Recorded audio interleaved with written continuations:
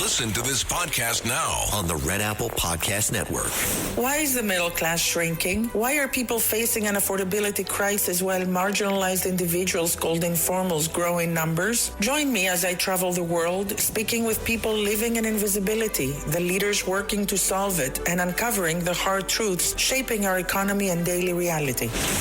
Download all of Red Apple Media's podcasts right now through your favorite podcast platform.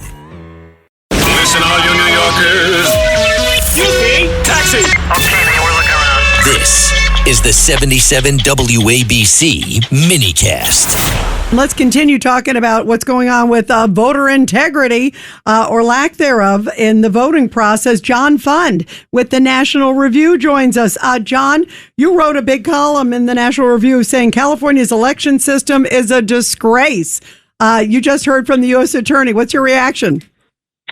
Well, I'm glad that he is doing what he can at the federal level, but there's also some good news on the horizon. The ballot initiative he references is going to be on the ballot in November. Not only does it require voter ID when people show up in person to vote, but when people mail in a vote, they will have to put in the last few digits of their identification, whether it's social security number or driver's license or something else. And that can be cross-checked against records, so people can't just send in a ballot and pretend they're somebody that they're not. And that would be a tremendous step forward. In addition, it would require county clerks to conduct all available methods to certify that someone is a citizen in voting. So that's good news, because I believe that will pass. Secondly, the U.S. Supreme Court is probably days away from what I think will be a majority opinion that says the states do have latitude on how to conduct elections, but sometimes they go too far. And when states like California allow ballots to come in 7 days after the election and be counted, that's gone too far. It takes the issue, the definition of election day, and turns it into election season.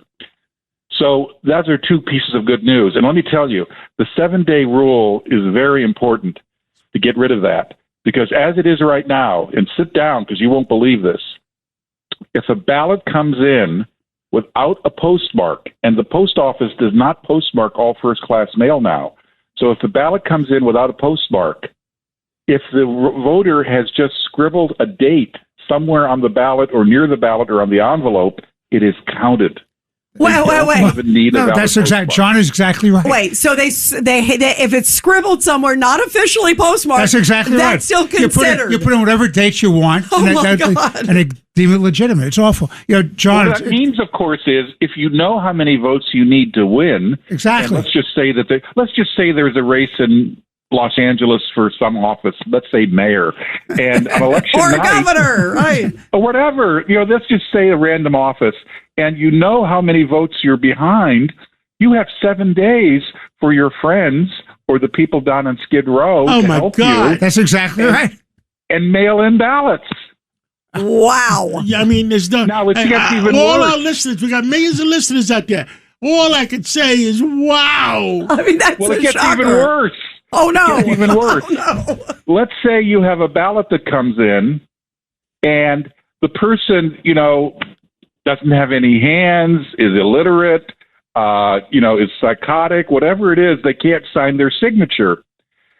They can put a mark, like the old mark you see in movies with pirates who don't know how to read and write. The X. You can put an X or something.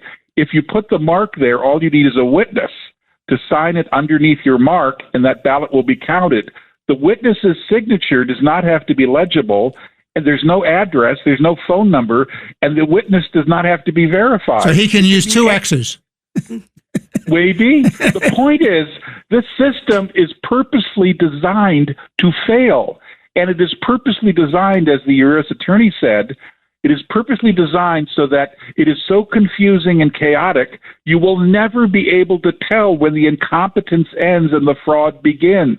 It's designed so you'll never be able to know if there's fraud beyond a reasonable doubt or if there isn't.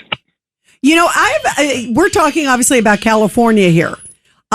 There's no state that's worse, but some come close. That's that you read my mind, John. What else is close to it? In Minnesota, I understand, if somebody's not registered, there's one person that can come in and speak for 20 others or something like that?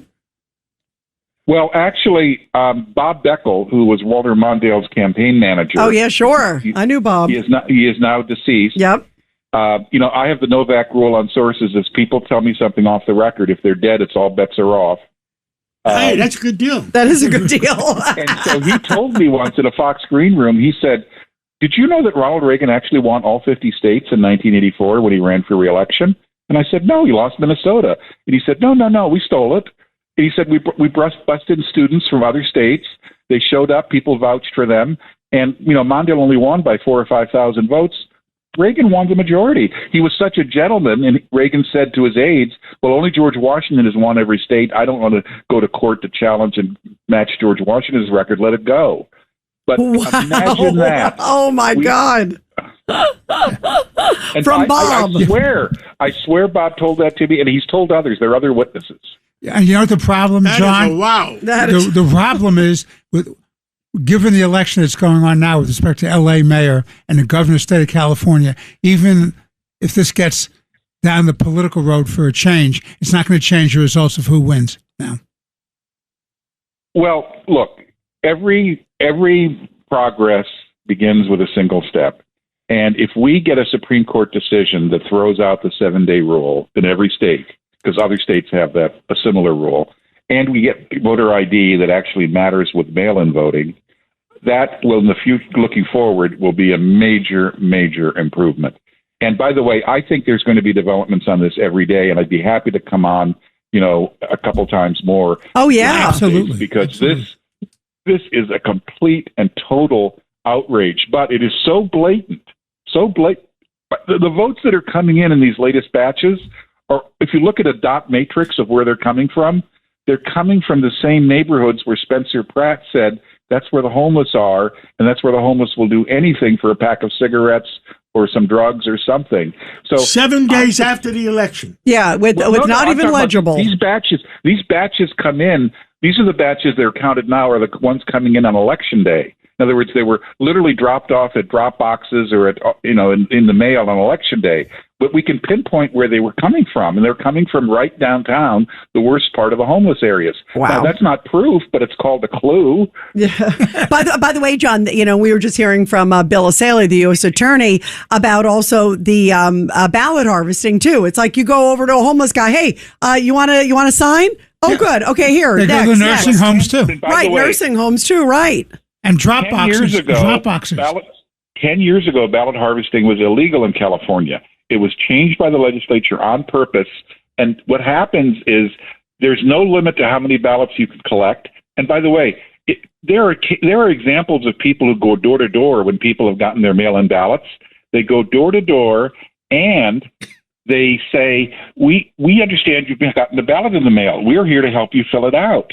And they will stand there, watch them fill it out, and then they'll take it away. And if they think that it's from a neighborhood, shall we say, where their candidate isn't going to get a lot of votes, they can throw it away, but the rest they deliver.